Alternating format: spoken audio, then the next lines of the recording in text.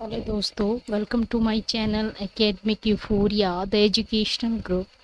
Friends, ये एक educational group है जिसमें आपको बहुत सी एजुकेशन से related, academics related, legal knowledge, legal education से रिलेटेड आपको काफ़ी सारी इंफॉर्मेशन आपको इस चैनल के माध्यम से मिलेंगी।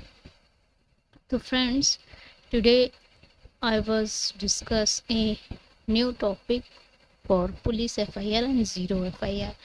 अभी पुलिस एफआईआर और ज़ीरो एफआईआर होती क्या है, बेसिकली आज हम इसके बारे में आपको बताएंगे।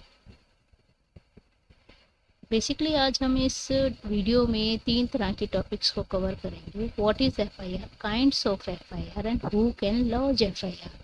एफआईआर क्या होती है, कितने तरह की होती है और कौन इसको फाइल कर सकता है। इन तीनों टॉपिक्स को अब आज इस वीडियो में हम कवर करने जा रहे हैं दोस्तों।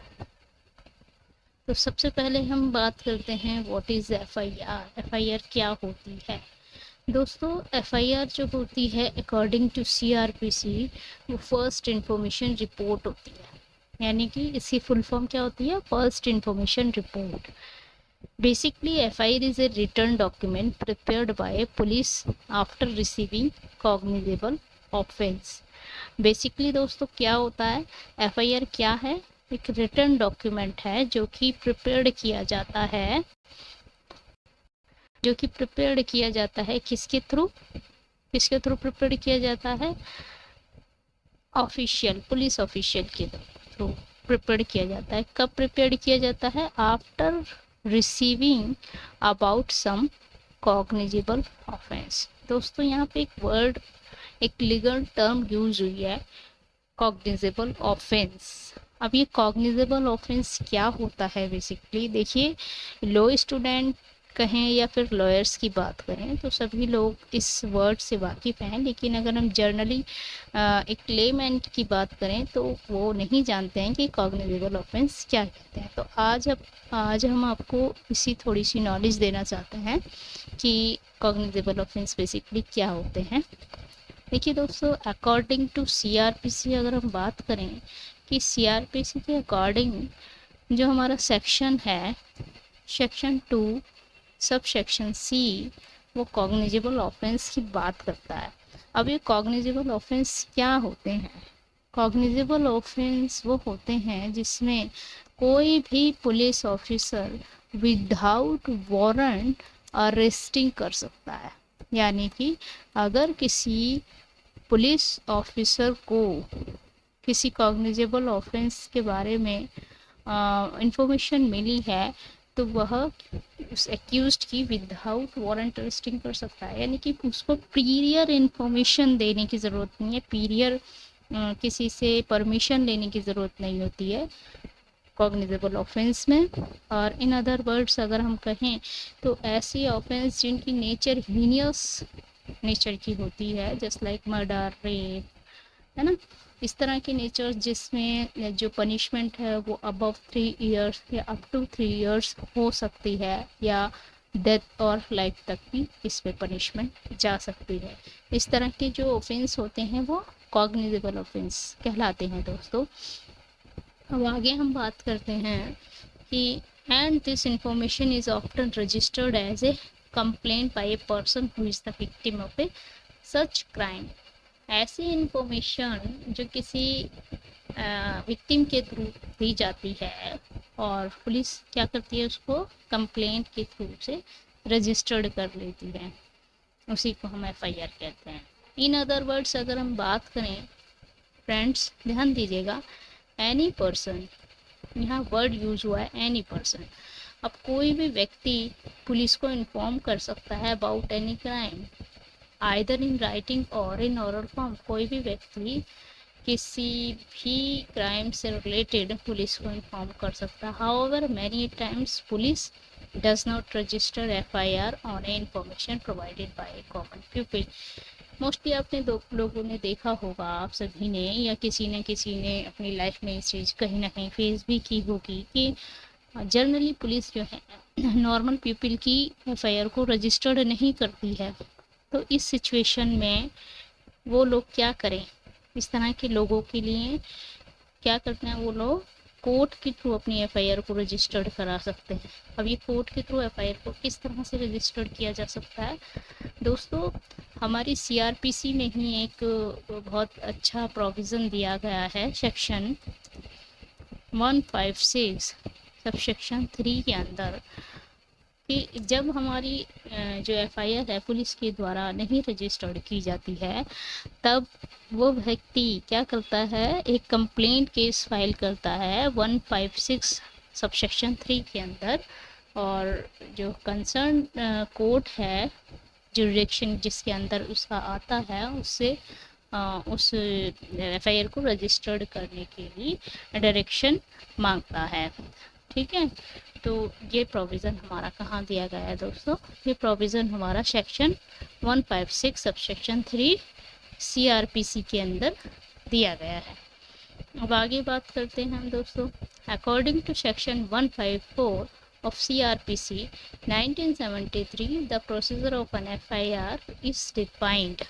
देखो दोस्तों, जो सेक्शन क्या कह रहा है हमारा, सेक्शन 154 CRPC का जो कहता है, जो बताता है, वो बताता है इसकी FIR की प्रोसीजर की बात बताता है, ना कि उसकी डेफिनेशन की। यानी कि अगर हम बात करें डेफिनेशन की, तो सीआरपीसी के अंदर एफआईआर को कहीं पर भी मेंशन नहीं किया गया है, कहीं पर भी इसकी डिटेल्स डेफिनेशन नहीं दी गई है। अगर दिया गया है तो इसका प्रोसीजर दिया गया है कि हाउ कैन लॉज एफआईआर, है ना, हु में लॉज एफआईआर, ये सारा प्रोसीजर हमारा 154 सीआरपीसी के अंतर्गत दिया गया है दोस्तों। It is that informative document based on which people carry the legal proceedings further। ये कैसा डॉक्यूमेंट्स होता है जिसको पुलिस क्या करती है, लीगल प्रोसीडिंग्स में आगे के लिए कैरी करती है, ले जाती है दोस्तों। इससे रिलेटेड एक बहुत ही लीडिंग केस है, इसका नाम है ललिता कुमारी वर्सेस गवर्नमेंट ऑफ यूपी, नवंबर 2013। इस लीडिंग केस में बताया गया है कि एफआईआर को लॉन्च करना एक हमारा फर्स्ट स्टेप होता है, जिसके थ्रू हम किसी भी जस्टिस को, किसी भी विक्टिम को जस्टिस दिला सकने में कामयाब होते हैं। तो police officer is bound to registered FIR upon receiving any information related to cognizable offence. कोई भी पुलिस ऑफिसर बाउंड होता है वहाँ पर जहाँ उसको किसी कॉग्निजेबल ऑफेंस से रिलेटेड कोई इन्फॉर्मेशन मिलती है या दी जाती है। दोस्तों पहले वाली स्लाइड्स में हमने आपको बताया कि कॉग्निजेबल ऑफेंस क्या होते हैं। ओके दोस्तों, अब हम आगे बात करते हैं काइंड्स ऑफ एफआईआर की। दोस्तों यहाँ पर हम जनरली 4 तरह की एफआईआर के बारे में देखने को मिलता है हमें। फर्स्टली जो होती है हमारी टेलीफोनिकली एफआईआर होती है, जहाँ पर message should be very clear and offence is cognizable. बात फिर वहीं कॉग्निजेबल ऑफेंस की होती है कि टेलीफोन के द्वारा अगर कोई इन्फॉर्मेशन हम पुलिस को देते हैं तो वो इन्फॉर्मेशन रिलेट करनी चाहिए कॉग्निजेबल ऑफेंस से, तभी वो टेलीफोनिकली कॉल क्या माना जाएगा, एफआईआर माना जाएगा। इससे रिलेटेड भी एक बहुत ही लीडिंग केस है दोस्तों, state of Andhra Pradesh versus Panduranga Roy 2009। इस केस में क्लियर कट यह बताया गया है कि टेलीफोनिक को कॉल को भी एफआईआर माना जाना चाहिए in case of cognizable offences. And second one है ऑनलाइन एफआईआर। दोस्तों जनरली आप देखते होंगे कि थेफ्ट केसेस या साइबर ऑफेंस जो हमारे होते हैं इंडिया के अंदर, काफ़ी सारा बढ़ रहा है वो सब चीज़ें।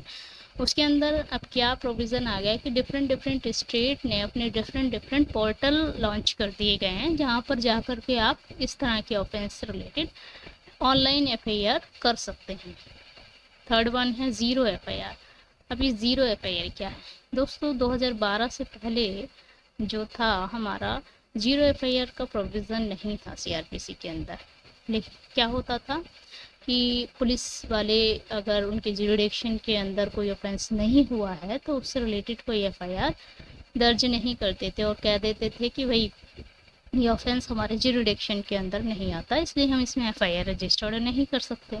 लेकिन आफ्टर दैट निर्भया केस 2012 ये प्रोविज़न अपडेट किया गया इसके अंदर, और इस प्रोविज़न का क्या मोटिव है? बेसिकली इस प्रोविज़न का मोटिव है कि ज्यूरिडिक्शन का जो ये एरिया माना गया है पुलिस स्टेशन के लिए, इसको हटाया गया है। ये इर्रेस्पेक्टिव बताया गया है कि वहाँ पर ज्यूरिडिक्शन मायने नहीं रखता है। अगर कोई हीनियस क्राइम वहाँ उस एरिया के अंदर होता है तो कोई भी पुलिस स्टेशन वहाँ एफआईआर रजिस्टर्ड करेगा और उसको 0 नंबर देगा अगर उसके ज्यूरिडिक्शन के अंदर ऑफेंस एरिया नहीं आता है। आफ्टर दैट क्या होगा? आफ्टर दैट उसको वो उस पुलिस स्टेशन के पर ट्रांसफ़र करेगा जिसके अंदर वो एरिया आता है। तो यही सारी चीज़ें हम इसमें पढ़ेंगे। Zero FIR is the new concept introduce as the types of FIR in police station. This is the type of FIR which can be filed in any police station.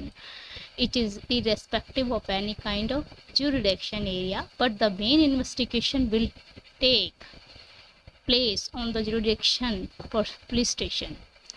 भाई मेन इन्वेस्टिगेशन कौन play करेगा? जो उसका jurisdiction के अंदर जहाँ वो place आ रहा होगा। The case is registered with serial number 0. Case को इनिशियली स्टेज पे 0 नंबर देकर रजिस्टर्ड कर दिया जाएगा और आफ्टर दैट उसमें एक एफआईआर का नंबर दिया जाता है, उसी को हम कहते हैं 0 FIR. Okay fine, understood. And fourth one is cross FIR. This is very much important for your knowledge because cross FIR is generally used in our society. Basically क्या होता है कि जब कोई डिस्प्यूट होता है किसी सिविल मैटर्स रिलेटेड या प्रॉपर्टी से रिलेटेड या कहीं आप देखते हैं कि कोई हिंसा भड़क गई है तो वहाँ पर लोग क्या करते हैं, उनको ऐसा तो है नहीं कि किसी एक पर्टिकुलर पर्सन को हार्म होता है तो वही इसमें एफआईआर रजिस्टर्ड करेगा. नहीं, अगर सपोज दैट फॉर एग्जांपल 2 भाई हैं ए और बी. फॉर एग्जांपल 2 भाई हैं ए और बी. अब इन दोनों भाइयों में क्या होता है? लड़ाई हो जाती है. और इस लड़ाई का कारण क्या बनता है? प्रॉपर्टी. लड़ाई का कारण क्या बनता है? प्रॉपर्टी. अभी क्या करता है? ए उस प्रॉपर्टी को ले करके बी से झगड़ा करता है और उसको कुछ नुकसान पहुंचाता है. सिमिलरली बी भी ए के प्रति यही सेम चीज़ें एक्ट करता है. तो ऑफेंस तो दोनों ने किया ना और हम भी दोनों को हुआ. तो अब क्या करता है? ए बी के अगेंस्ट और बी ए के अगेंस्ट एफआईआर को रजिस्टर्ड करा देता है. अब इस सिचुएशन में ए और बी दोनों ही कंप्लेनेंट या दोनों ही इन्फॉर्मर होते हैं.